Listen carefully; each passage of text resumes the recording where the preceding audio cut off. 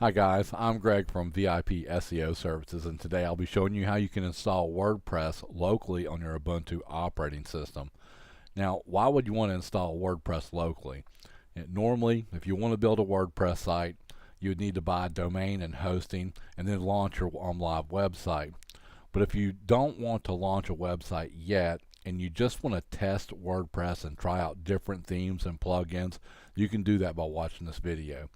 When you install WordPress locally, all your website's files, themes, and plugins will be stored on your computer, and this means only you will be able to access your website, from your PC. So instead of having to log into an account on the internet, it's a really great way for you to learn and experiment with WordPress without having to buy a domain or go through a hosting company. Now, also in future videos, we'll use the same install to test WordPress plugins and themes. And once you've built your WordPress site locally, you can make it portable and move it to your hosting company or even sell it. I'll show you how you can do that in future videos. So click subscribe. Don't forget to give me a thumbs up if you find this information useful. Now let's install WordPress locally on Ubuntu. First thing we're going to do is go to bitnami.com. And you can use any flavor of Ubuntu you want, whether it's Kubuntu, Ubuntu, or Xubuntu. Those are the three major flavors, and this should also work for most Ubuntu derivatives. Now, installing WordPress on Ubuntu is going to be totally free, and we're going to do it in just a few simple steps. So first, we're going to download a software called Bitnami WordPress, install it on Ubuntu, and this is the software that is going to allow us to run WordPress on our computer. So to download it, we're going to go to bitnami.com. We're going to select the app catalog from the menu. Now there are several choices to choose from, like Drupal, Joomla, etc. But we're going to select the first one, which is WordPress. All right, once we get here, right under on my computer, we're going to hit the Win Mac Linux tab. And if you scroll down a bit, right under the penguin, you're going to see download for Linux 64-bit. Go ahead and click that. And you'll get this dialog box that pops up. It's going to want you to sign in with one of your social accounts. Just go to the bottom and click on no thanks. Just take me to the download. At which point, you're going to get this dialog box that pops up. As you can see, I've already downloaded it. You're going to click the save button, and it'll download it into your downloads folders wherever you choose to save it at. Now, also, so the Bitnami software, once you get it downloaded,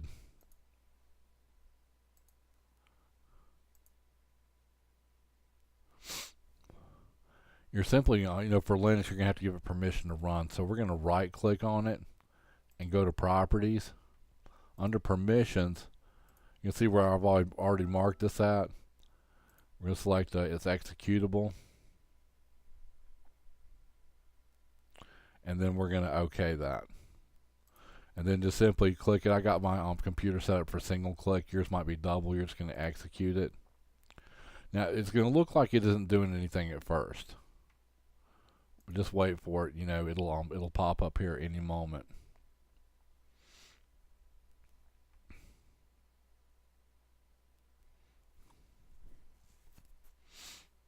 Usually takes a second. Of course, doing a live broadcast, it's going to take its own sweet time.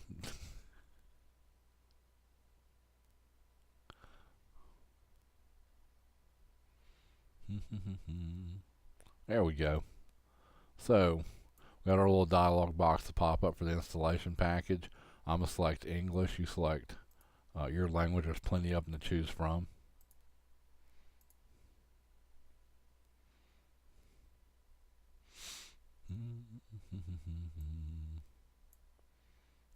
All right, we're just going to click Next.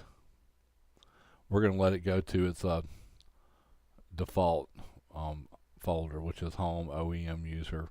For me, that's going to be like your username, and that's going to be fine.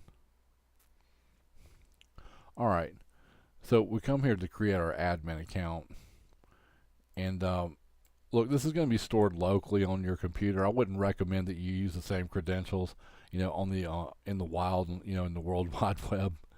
But for here, we're just going to do something really simple because this is our sandbox. This is our test environment. So we're going to put user, leave it user@example.com, user right there, password. Believe it or not, I'm just going to use the word password. Now once again, I want to stress the point that if you were installing this, if you were installing WordPress, in a hosting environment for the World Wide Web, do not use these credentials. They're extremely unsafe. But we're just doing this on a local, on our PC, so it's perfectly fine.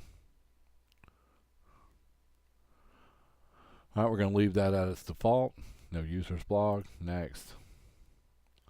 We're not going to do that. We're going to take that X out of the box, hit next, and then just wait for it to install. Now remember your username and password, which is extremely easy. User and the password is password. Now also okay, we'll save that for next time, but we're going to pause the video right quick, wait for this to install, and we'll come right back. Alright, so once it gets finished installing, you're going to come to this screen right here, and to complete the Bitnami WordPress stack setup wizard, leave the X right there for launch Bitnami WordPress stack. Let's click finish, and it should launch WordPress in your preferred browser if everything goes according to plan.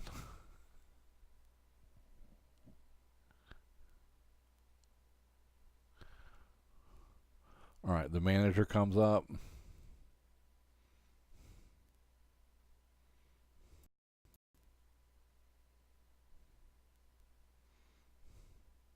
Let's give it a second.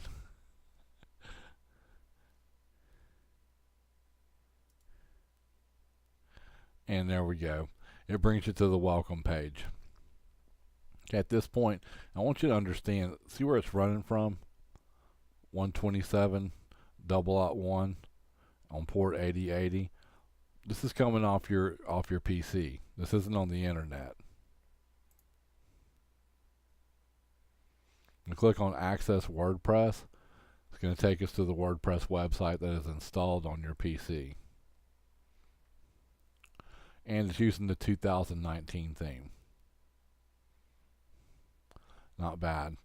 Now there's several ways you can go ahead and log into the back of your WordPress site. You can click on the login right there. As you can see, I've used this several times.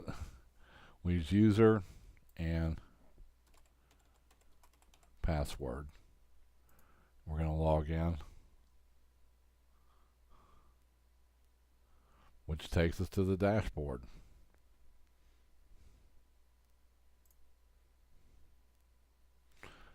Now, as you can see, our WordPress site is now running on our Ubuntu PC, and you can access your site anytime by going to localhost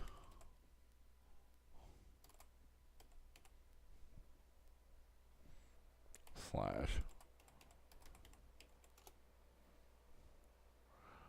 well, probably not that way.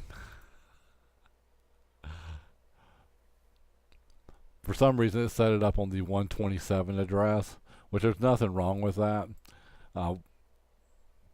It's what it is. So, also you can set WP admin. You can always go here to access the website. You'll log in with your username and password.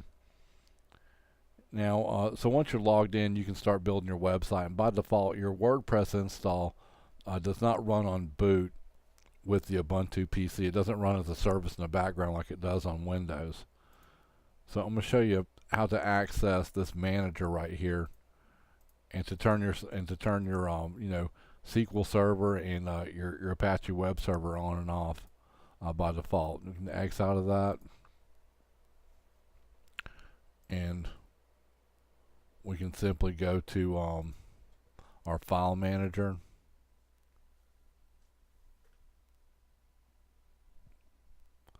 Now, once the file manager opens, what we're going to see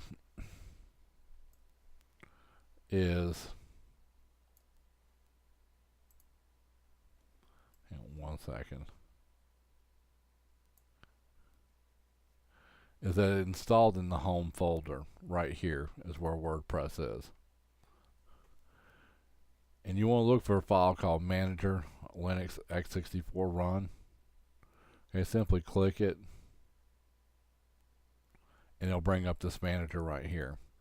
Now, if these are red, that means it's turned off, and you can click on Start All, and it'll turn them on. Or you can stop all, or you can restart each one of them.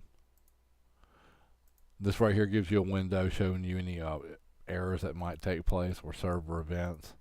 And you've got your welcome page where you can go to the application, or you can open PHP MyAdmin in order to handle your database,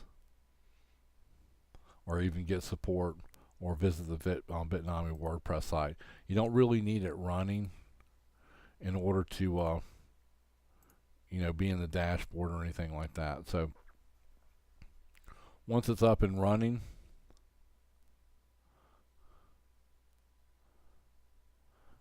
this is basically it. You have WordPress running on your Ubuntu PC. And then in later videos, what we're going to do is we're going to go through here and configure our website. We're going to check out the default plugins that it comes with. Any pages that are here, like your sample page and your sample post, that most people delete right off.